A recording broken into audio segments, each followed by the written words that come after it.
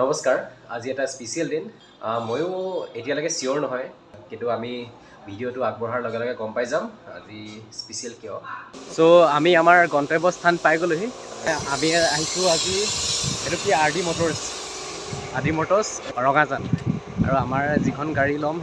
ৱাচিঙত আছে এইখন চ' আমাৰ ডকুমেণ্টৰ কাম চব কমপ্লিট হ'ল এতিয়া আৰু কিছু সময় লাগিব আৰু কিছুমান সৰু সুৰা কাম আছে সেইখিনি কমপ্লিট কৰাৰ পিছত আমি গাড়ীখন লৈ যাব পাৰিম এয়া আপোনালোকে চাব পাৰে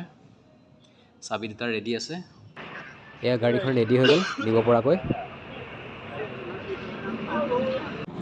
গাড়ীখন মোৰ চলাবলৈ মন আছিল কিন্তু পিছত চলাম এতিয়া দাদা এজনে চলাই আছে সেইখন আগত গৈ আছে এইখন আগত গৈ থকাখন গাড়ীখনত অলপ তেল ভৰাই লৈছে 5 লিটাৰ আমাৰ তেল ডিলাৰৰ পৰা দিছে চলাবলৈ কেনেকুৱা চিটকেইটা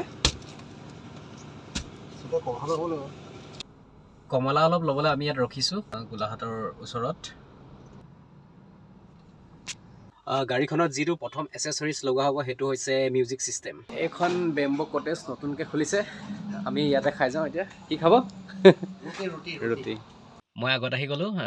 আমাৰ দাদাহঁত আহি আছে পিছে পিছে পাবহি আৰু এয়া আমাৰ মায়ে কিবা নীতি নিয়ম কৰে চ' এতিয়া পূৰা 6টা বাজিছে গাড়ীখন ঘৰ পালেহি গতিকে ইয়াতে মই আজিৰ ভিডিঅ'টো সমাপ্ত কৰিছোঁ পুনৰ লগ পাম আন এটা ভিডিঅ'ত ধন্যবাদ